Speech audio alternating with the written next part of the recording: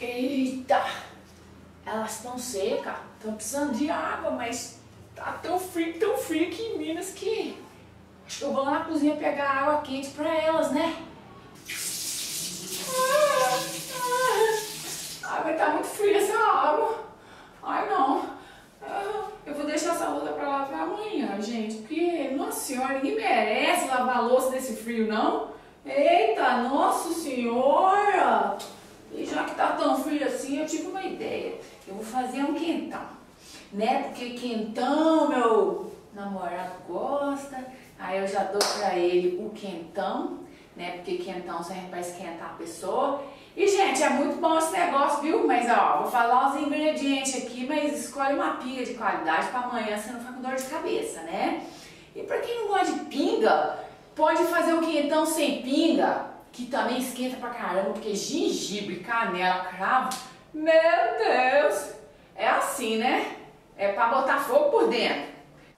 Bora lá, meu povo, fazer a jeripoca piar depois de tomar esse quentão. É bebidinha muito saborosa, né? E muito típica daqui de Minas. Olha só, nós vamos caramelar nosso açúcar, lembrando para usar colher de pau, hein, gente? Para não estragar sua panela e não encher seu corpo de mineral.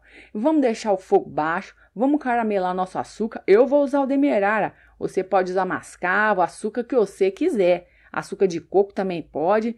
Então, meu povo, olha só. Depois que começou a caramelar, aí sim nós vamos colocar o gengibre em lasquinha, as casquinhas de laranja, casquinha de limão já picadinha, né? Bem fatiadinha. Pode também raspar se você quiser.